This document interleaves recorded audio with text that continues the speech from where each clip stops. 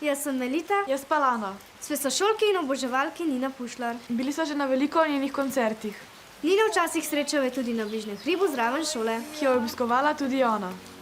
Kako smo?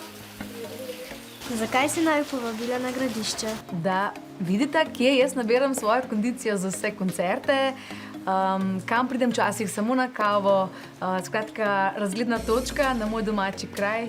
Kdaj in kako si začela ustvarjati? Jaz sem že od majhnega, res od malih nog, vedno doma prepevala, glasba je bila prisotna v naši družini od nekdaj. Potem sem začela ob koncu osnovne šole prepevati v dekliški zasedbi, Daylight se je imenovala.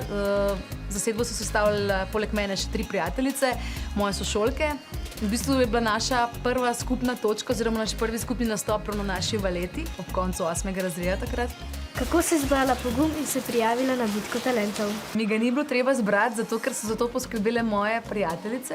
Najboljše prijateljice so me na skrivaj s privoljenjem mojega brata prijavile takrat na audicijo.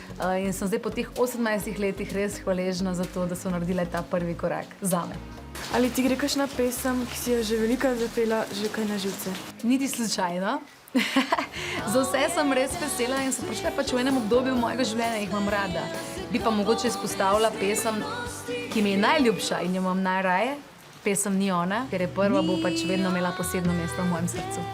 Kaj je potrebno, da je glasba lahko tvoj poklic? Ali imaš ti še kakšen drug poklic? Da neznansko v tem uživaš, da si rad na odru, da si rad med ljudmi. Glasba je moj edini poklic, ni samo umetnost, pa ustvarjanje, pa glasbo. Sem obiskovala šolo za menedžment, podjetništvo, finance, tako da mi tudi ta del zelo prav pride tudi na moji glasbeni poti. Na tvojih koncertih je veliko najstnikov. Kaj si misliš o njih? Rada vas imam, zelo vas imam rada in sem zelo vesela, da imamo tudi tale intervju. In če bi lahko, bi se z veseljem vrnila nazaj v šolske klopi, tako da uživajte maksimalno in izkoristite ta čas. Mi imamo zelo radi Nino. In ona tudi nas. Hvala, Infodrom. Dio!